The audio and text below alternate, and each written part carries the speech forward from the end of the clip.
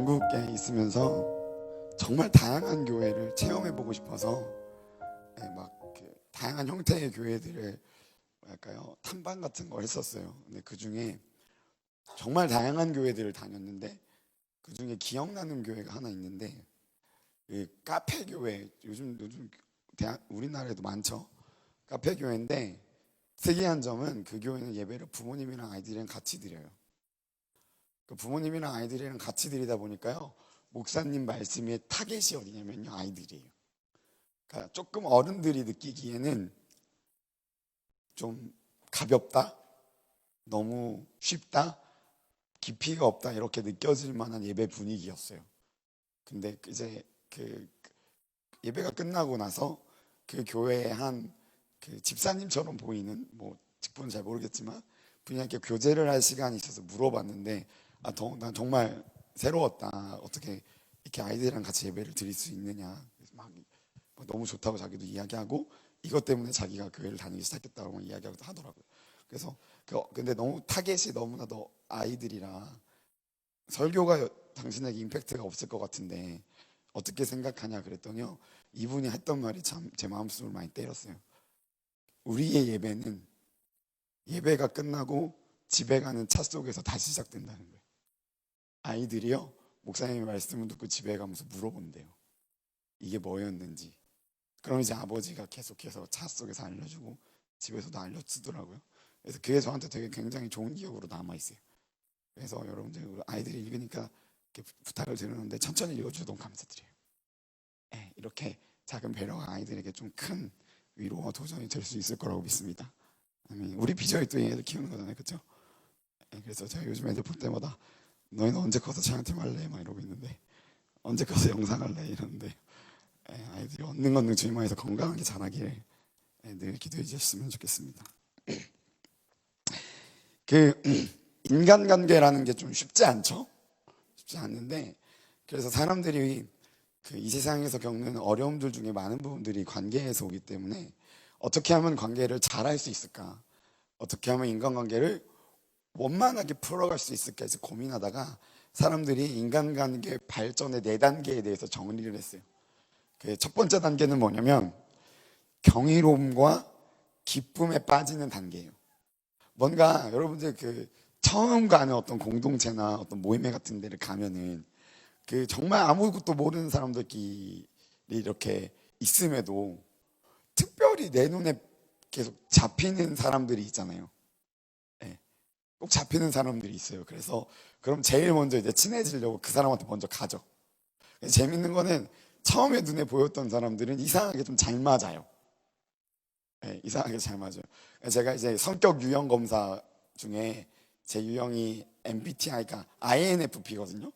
근데 참 신기한 게, 제가 어디 가서 난 저 사람이랑 친해지고 싶다 해가지고 친해진 사람들이 저랑 기질이 같았었어요.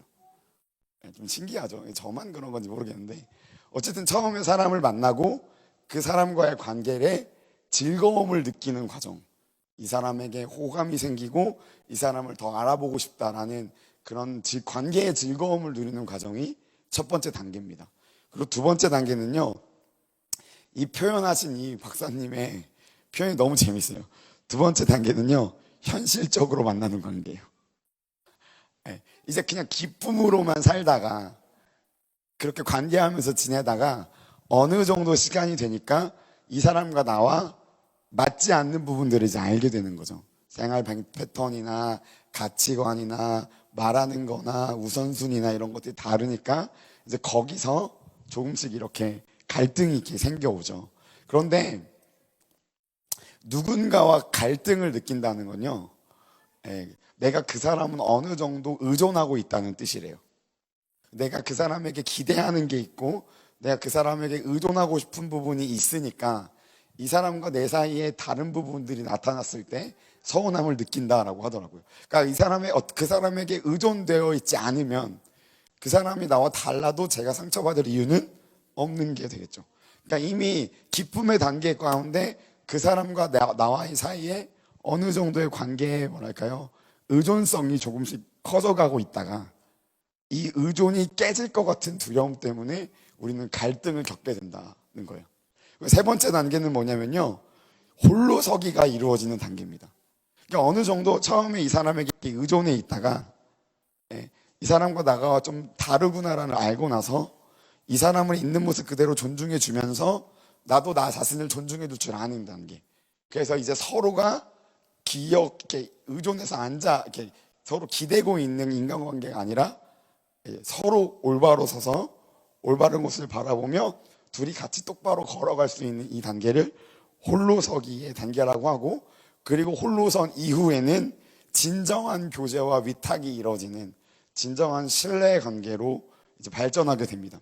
그러니까 안타까운 사실은 우리가 인생 중에 경험하는 많은 관계들, 그러니까 모든 관계들이 이 네 단계를 거치면 참 좋겠어요. 모든 단계들이 이 네 단계를 거치면 참 좋겠지만 안타깝게도 많은 관계들이 두 번째 갈등 단계를 넘어가지 못하고 관계가 깨어집니다.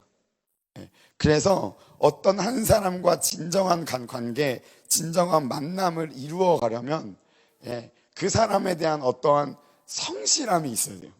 그러니까 내가 그 사람과 계속해서 관계를 맺겠다, 이 사람과 계속 내가 같이 하겠다라는 그 신뢰와 성실함이 있어야만 진정한 관계까지 나아갈 수 있는 거죠. 그래서 어떤 철학자가 이렇게 이야기해요. 사랑은 그 사람과 관계를 계속 이어가려고 하는 에너지의 방향성이다라는 거예요. 그래서 내가 사랑하니까 이 사람이랑 관계를 계속 이어가려고 하는 거죠. 그래서 이 노력이 없으면 우리 삶에 만나는 모든 관계는 네 단계, 네 번째 단계, 진정한 만남을 이루지 못하고 중간에서 다 깨어질 겁니다. 그런데 재밌는 건 신앙생활도 이와 비슷한 점이 아주 많이 있다는 거예요. 인간관계가 이런 네 단계, 갈등 단계를 거치고 그 사람을 존중하고 나를 존중하는 법을 배워야만이 올바른 관계로 갈 수 있듯이, 신앙생활에서도 하나님과 나와의 사이에서 내가 신앙을 해나가는 과정에서 생기는 그 갈등을 성실하게 극복해 나가야만 하나님과 온전한 관계를 누릴 수 있다라는 사실입니다. 여러분들 좀 격려하고 축복합니다. 여러분 하나님과 온전한 관계를 누리시기를 축복해요. 그 믿음을 가지고 앞뒤 없이 축복할까요? 주님과 온전한 관계를 누리세요. 우리가 지금 계속해서 마태복음을 같이 보고 있죠. 최근에 제가 이제 큰 책으로 정리를 하지 않아서 오늘 좀 정리를 하고 가겠습니다. 마태복음 1장에서 왕과 그리고 복으로 이 땅에 오신 예수님이 갈릴리에서 하나님의 나라를 시작하시죠. 그리고 마태복음 4장부터 8장까지 하나님의 나라에 관해서, 그리고 하나님 나라에 사는 사람들의 삶의 패턴에 대해서 설교를 하십니다. 가르쳐 주세요. 그리고 8장부터 10장까지 능력으로 그 가르침을 증거하십니다. 그리고 10장에서는 이제는 제자들을 세워서 그것들을 전파하라고 다시 보내시는 장면이 나오죠. 이것이 우리가 지금까지 약 6개월 넘게 보고 있었던 큰 내용입니다. 그러면 많은 사람들이 예수님의 가르침을 통하여서 드러나는 그 예수님의 권위를 알았고, 그리고 그 권위를 입증하는 하나님의 능력을 보면서 예수님께 열광했습니다. 예수님을 찬양하고, 이분이 드디어 우리가 기다리던 그 메시아가 온 것 같다. 이분을 통해서 우리 이스라엘이, 우리의 삶이 좀 더 윤택해지고 좀 더 자유로워질 것이다 라는 어떠한 기대감이 이렇게 막 올라오고 있었어요. 그런데 여러분, 언제나 환호 뒤에는 실망이 다가옵니다. 여러분, 언제나 환호 뒤에는 실망이 다가와요. 그래서 오늘부터 보게 될 마태복음 11장부터 예수님께서 만나게 되는 반대들과 어려움에 대해서 적혀 있어요. 반대들과 어려움. 근데 굉장히 흥미로운 사실은, 기억나세요? 오늘 읽었던 본문의 주인공이 누구죠? 예수님 말고 집내 요한이에요. 그러니까 이제 예수님께서 열심히 사역하시고 하나님의 나라가 예수님을 통해서 드러나고, 그리고 많은 사람들이 그 예수님을 통해서 나오는 권위와 주님의 능력에 열광하고 있을 때, 그리고 그 열광이 한계를 딱 찍고 나서 밑에서부터 뭔가 실망감과 반대들이 이렇게 올라오고 있는 이쯤에 그 실망감을 가장 먼저 표출한 사람이 누구였냐면 바로 침례 요한이었다는 사실이에요. 흥미롭지 않으세요?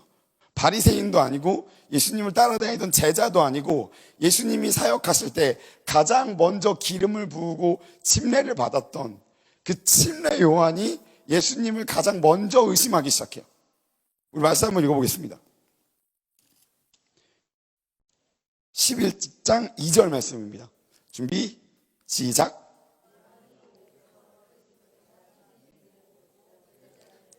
예, 여러분 지금 요한이 어디 있죠?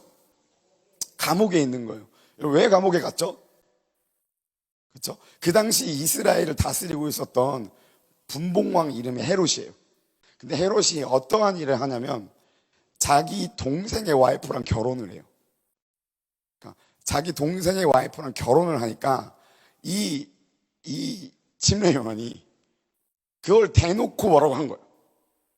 자, 그 나라의 왕이 파렴치한 짓을 행했다고 얘기를 하면서 사람들을 이렇게 선동하니까 이 왕이 침례 요한을 가둘 수밖에 없었어요. 여러분, 이 침례 요한의 행동을 보면요, 침례 요한의 믿음과 행위가 어땠는지를 분명히 알 수 있어요. 침례 요한이 그 광야에서 메뚜기와 석청을 먹으면서 회개하라 천국이 가까웠느니라, 하나님의 나라를 기다리는 사람이었어요.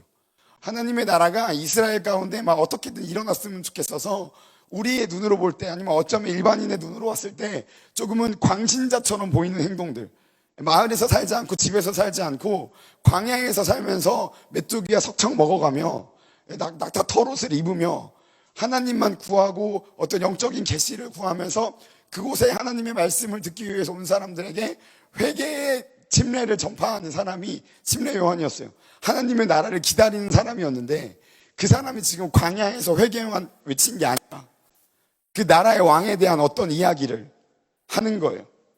저 왕은 네가 한 일은 잘못됐다. 너는 잘못됐다. 여러분, 무슨 뜻입니까? 무슨 뜻이에요? 분봉왕에게 이렇게 이야기하는 거. 이스라엘 하나님의 나라인 우리나라의 왕은 네가 아니다 라고 정확하게 이야기하는 거예요. 우리를 다스릴 왕은 네가 아니다. 너는 자격 미달이다. 너가 될 수가 없다. 우리를 다스릴 왕이 곧 올 것이다 라는 뜻이었어요. 우리를 다스릴 왕이 곧 올 것이다. 당신은 잘못했습니다. 그냥 죄를 지적해서 당신이 회개해야 됩니다가 아니라 당신은 거기 있을 사람이 아닙니다. 그리고 그 자리에는 적법한 왕이 와서 우리를 다스릴 겁니다라는 이야기를 하는 거예요. 계속해서 뭘 기다리고 있어요? 하나님의 나라. 하나님의 나라를 이루실 그 메시아를 기다리고 있어요. 근데 기다리다가 감옥에 갇히는 거죠. 하나님의 나라를 위해서 자기 자신 헌신해 가면서 막 자기 자신 조금 막 육신을 쳐가면서 열심히 사역했어요. 열심히. 누구보다 열심히 사역했어요. 그런데 그 사람이요, 하나님 나라를 위한 열심으로 했던 그 일 때문에 감옥에 갇혀요. 근데 감옥에 갇히는 것도 조금 마음이 그런데 신앙심이 있다라면 하나님을 위해서 받는 고통 받을 수 있지라고 했을 것 같아요. 침례 요한 정도라면. 그렇죠? 그런데 소문을 들어요. 이 말씀이 이렇게 적혀 있습니다.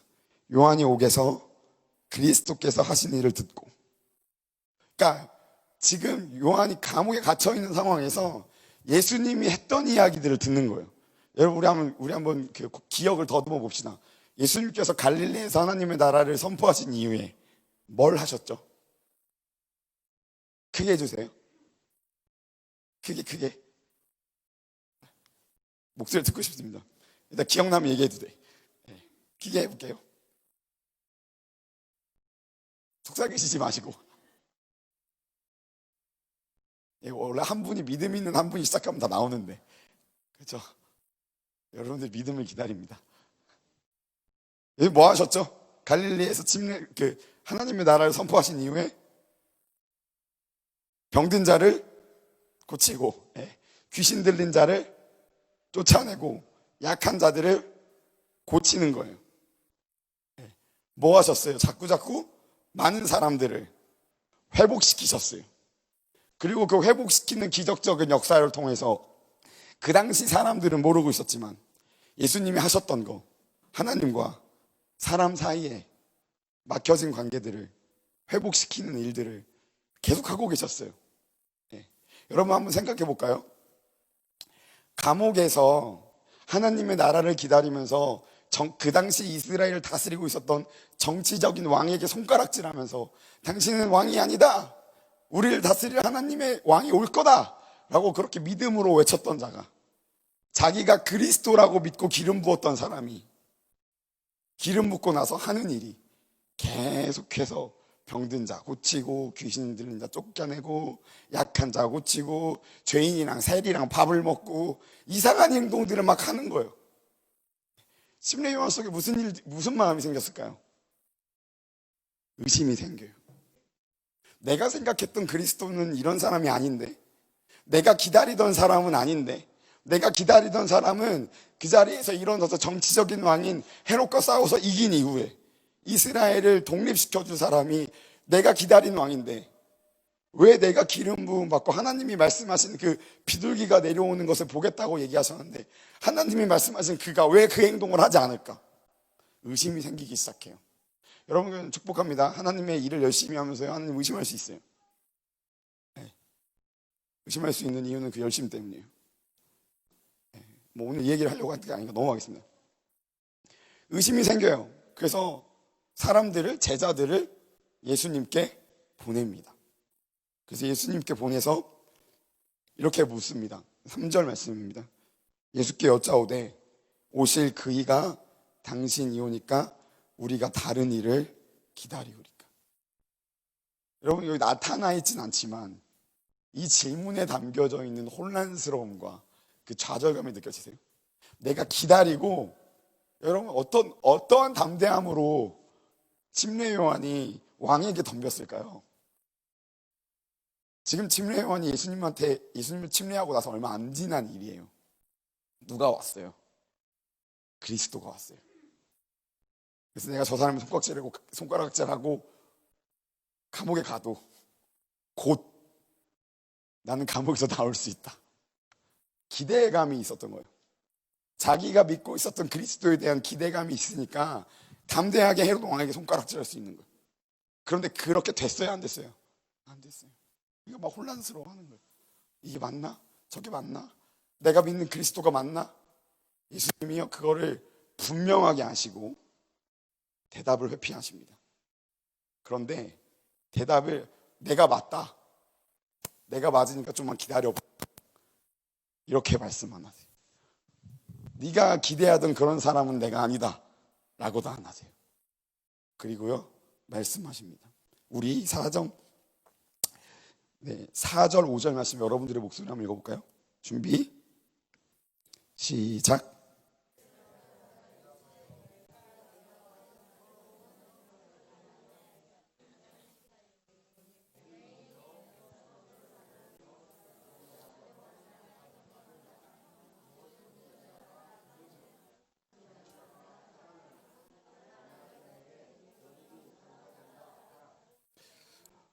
그러니까 침례 요한을 비롯한 수많은 이스라엘 사람들이 기대했던 메시아상은요, 자신들에게 고통을 주는 사람들을 심판하는 심판자였어요.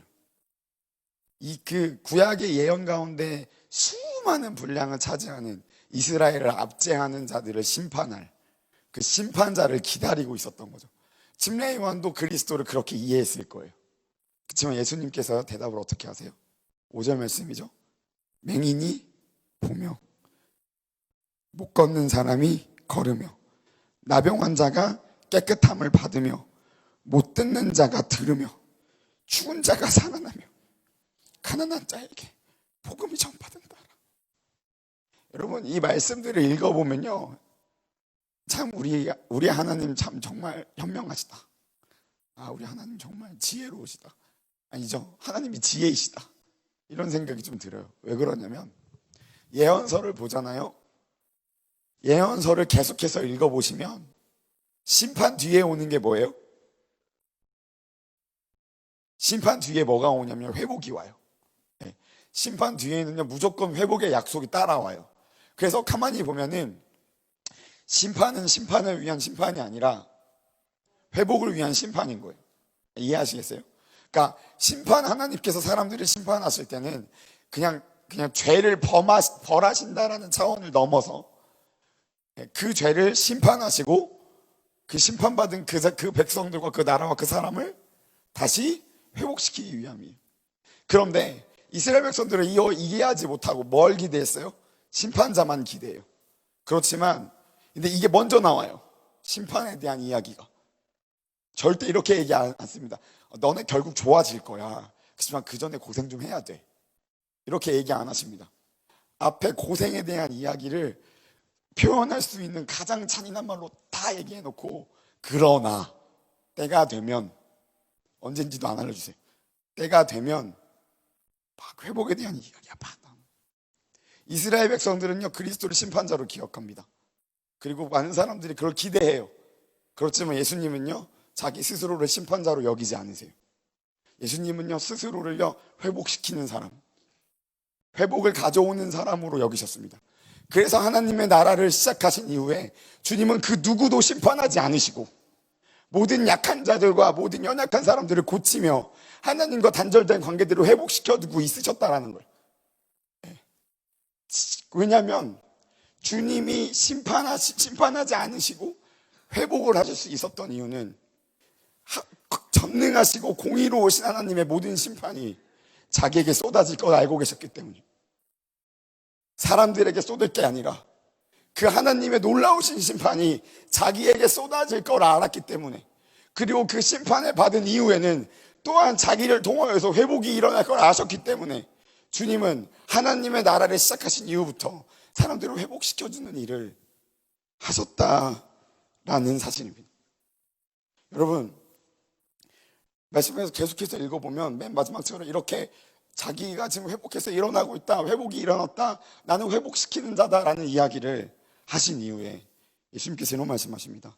6절입니다. 누구든지 나로 말미암아 실족하지 아니하는 자는 복이 있도다 하시니. 여러분, 우리 신앙생활을 오래 하잖아요. 그리고 교회에서 생활을 오래 하고, 그리고 특별히 기도를 더 많이 하셨더라면 아주 자연스럽게 우리는 하나님에 대한 실망감을 가지게 됩니다. 아주 자연스럽게 하나님에 대한 실망감을 가지게 되지만, 하나님께 실망했다라는 표현이 아주 불경한 표현이기 때문에 우리 안에 그런 낙심과 좌절이 있음에도 불구하고 우리가 하나님께 그리고 사람들 앞에 그런 이야기를 담대하게 하지 못하죠. 그러니까 우리가 가지고 있는 하나님에 대한 소망이 거절되었고 좌절되었을 때 우리는 하나님과의 관계를 발전시키는 단계에서 주님과의 갈등을 경험합니다. 주님과의 갈등을 경험합니다. 여러분, 혹시 지금 이 자리에는 웃는 얼굴과 건강한 모습으로, 그리고 금식 끝난 이후에 어떤 하나님께서 내게 주신 말씀으로 인해서 금식하는 도중에 하나님께서 내게 어떠한 말씀을 하실까 궁금하는 마음으로, 어찌됐건 모양은 다르지만 하나님에 대한 어떤 기대함으로 이 자리 가운데 나와 있는 것처럼 보이지만, 우리가 부끄러워서 꺼내지 않는 우리 마음속 제일 밑바닥 어두운 곳에 있는 그것, 내가 가면만 벗으면 나오는 하나님께 대한 실망과 하나님께 대한 분노가 우리 가운데 있는 그것, 여러분, 혹시 그것 때문에 주님께 더욱더 가까이 가지 못하시는 분들이 있다면 저 여러분들에게 두 가지 말씀 드리고 싶습니다. 첫 번째는요, 나의 생각과 하나님의 생각은 아주 다르다는 사실이에요. 여러분, 나의 생각과 주님의 생각은 아주 다릅니다. 이게 너무나도 쉬운 이야기지만 우리는 너무나도 쉽게 이걸 잊고 삽니다. 근데 나의 생각과 하나님의 생각은 다르지만 여기서 우리 한 발자국 더 나아가서 생각해야 될 것은 나의 생각보다 주님의 생각이 더욱더 월등하다는 거예요. 어떤 그 목사님이 그 하나님의 음성을 듣는 삶에 대한 간증을 하시면서 순종에 대한 이야기를 하셨어요. 근데 이게 본인 간증이셨습니다. 그러니까 자기가 운전을 하고 가고 있는데 뒤에서 차가 팍 받아가지고 차가 앞으로 확 가가지고 차가 완전 폐차를 시킬 정도로 완전 이렇게 막 고장이 났대요. 근데 사고가 딱 나는 순간 주님의 음성이 그 목사님의 마음을 딱 때리는데 어떠한 음성이 때리냐면 정말 생뚱맞으셔요 우리 주님. 예. 절대 차를 사지 말라 그러셨대요. 사고 나가지고 지금 막 차가 폐차할 정도인데 몸이 얼마나 아프겠어요, 그렇죠? 막 아마 낑낑거리고 있으셨을 것 같은데 갑자기 막 머릿속에 절대 차를 사지 말라 그러죠. 차가 고장 나서 폐차를 하는데 사지 말라는 거예요. 처음에는 믿음으로요, 차를 안 사세요. 목사님 차 언제 사세요? 아, 주님이 사지 말라 그랬어. 안 살 거야. 그런데 불편함이 쌓여. 불편함이 쌓이니까 이제 그 목사님이 이제 그 자동차 딜러샵에 가가지고 막 자동차를 찾아봅니다. 아, 저건 너무 과하고 저건 너무 싸구려 같고, 아, 저거 한번 타봐야겠다. 너무 마음에 드는 차. 그래서 목사님이 이거를 3번을 타셨어요. 시행을 3번 해보는데 두 번째인가 세 번째 딱 앉았을 때 그 계기판을 이렇게 보는데 하나님이 말씀하시는 것 같더래요. 다시 사지 말라. 그래서 아주 낙심하는 마음을 가지고 너무 마음에 드는 차를 포기하고 집으로 돌아옵니다. 그러고 나서 이제 막 형제들이 목사님 차 언제 사세요? 그랬더니 목사님이 하나님이 이제 말이 바뀌어요. 실망이 깊을수록 말이 바뀝니다. 하나님이 내게 차를 살 수 있는 특권을 허락하지 아니하셨네. 말이 바뀌어요. 막 이렇게 얘기하다가 언젠가 어떤 그 교회의 임직원과 어느 회의를 같이 가게 될 일이 있었는데 목사님이랑 같이 가면서 그 임직원이 이렇게 물어봐요. 목사님 차 언제 사실 거예요? 그랬더니 목사님이 대답을 안 하셨어요. 그래서 한 가지 더 물어보십니다. 목사님, 혹시 차를 살 수 있게 된다면 무슨 차를 사고 싶으세요? 물어보셨는데 목사님도 대답을 안 하세요. 근데 속으로는 있다 없다? 있죠. 맨날 인터넷 가가지고 이렇게 보셨겠죠. 맨날 이 차 예쁜데 이러면서 보셨을 거예요. 근데 말을 안 하셨대요. 근데 그 다음날 그 마음속에 갖고 있었던 차값과 똑같은 가격을 그 임직원이 헌금을 하셨다는 이야기를 들었어요. 그런데 목사님이 그 긴 인내의 시간을 견딜 수 있었던 이유는 계기판 앞에서 하나님께서 말씀하시는 것처럼 들렸던 그 한마디였어요. 거기서 목사님이 무슨 말씀을 들으셨냐면 너는 네가 선택한 걸 가질래? 내가 주는 최고의 것을 가질래? 너는 네가 선택한 걸 가질래? 내가 주는 최고의 것을 가질래? 그 얘기 듣고 그 차 어떻게 사요? 못 사죠. 그러면서 정말로 하나님은 말씀하셨던 대로 최고의 것을 허락하셨어요. 여러분, 우리가 하나님 앞에 수많은 좌절감을 가지고 주님께 나아올 때가 있어요. 그렇지만 그때 이거 한 가지 꼭 기억하십시오. 나의 생각과 주님의 생각은 다르다. 그리고 나의 생각보다 주님의 생각은 더 월등하다라는 거예요.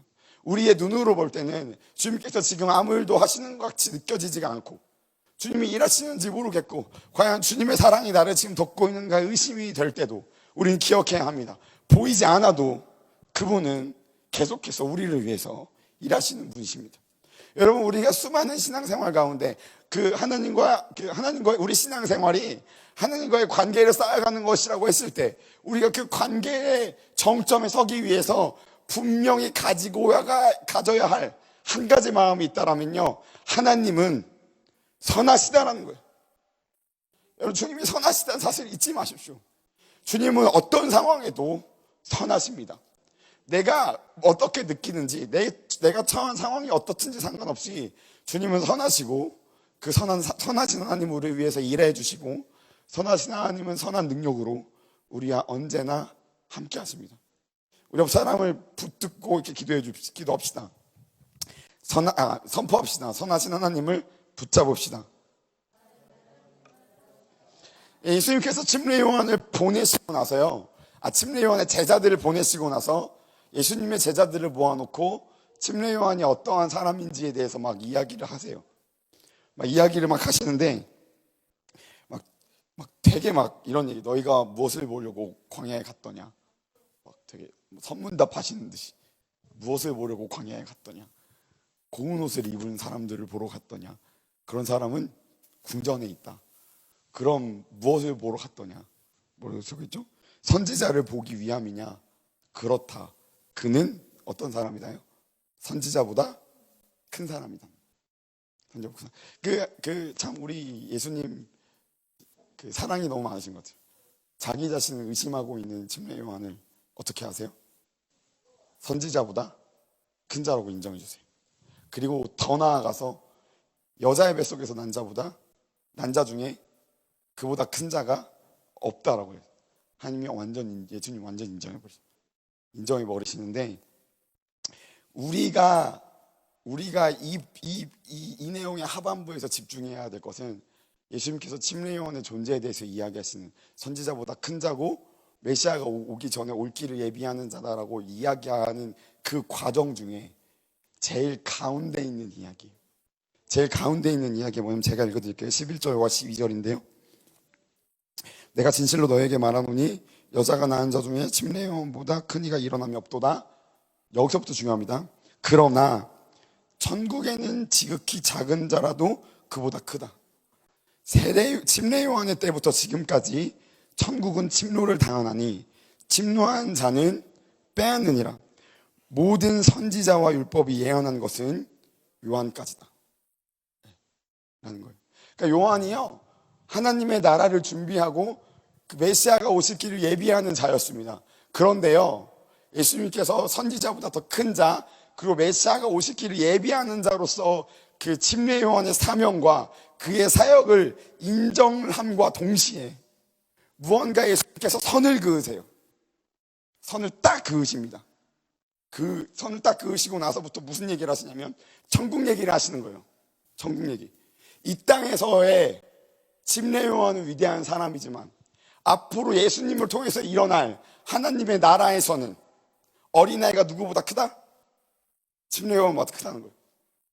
앞으로 시작될 하나님의 나라에서는, 나로부터 시작될 하나님의 나라에서는 어린아이조차 침례 요한보다 크다는 거예요.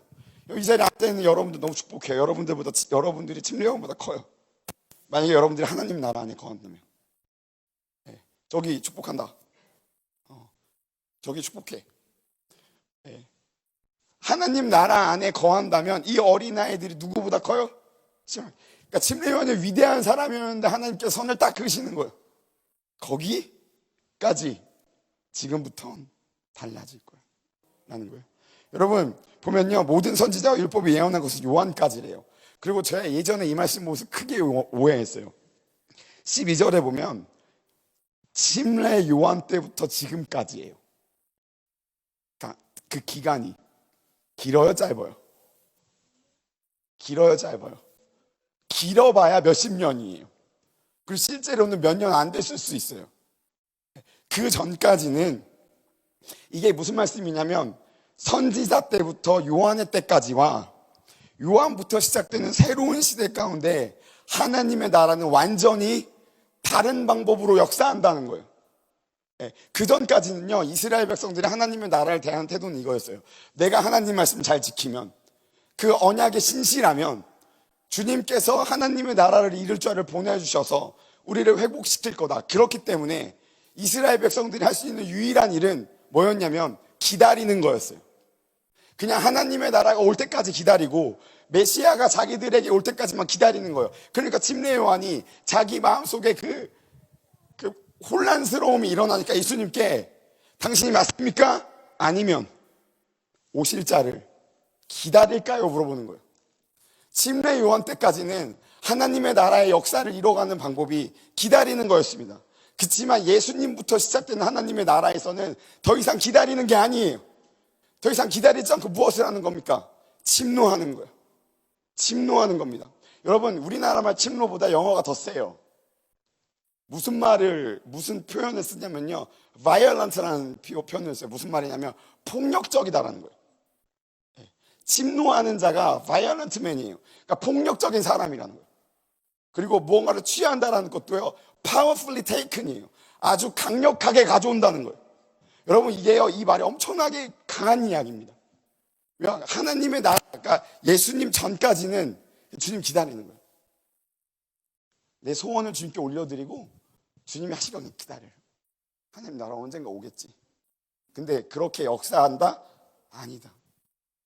이제 복음을 듣고 나서 복음을 들은 자들이 그것을 취하기 위해서 아주 적극적으로 행동하는 것, 하나님의 나라를 위해서 주님의 말씀 앞에 적극적으로 순종하는 것, 그리고 그것이 과격해 보일지라도 하나님의 나라를 위해서 나의 모든 삶과 인생을 던지는 것, 그것이 새로운 시대에 하나님의 나라가 이루어지는 방법이다라고 이야기하시는 겁니다.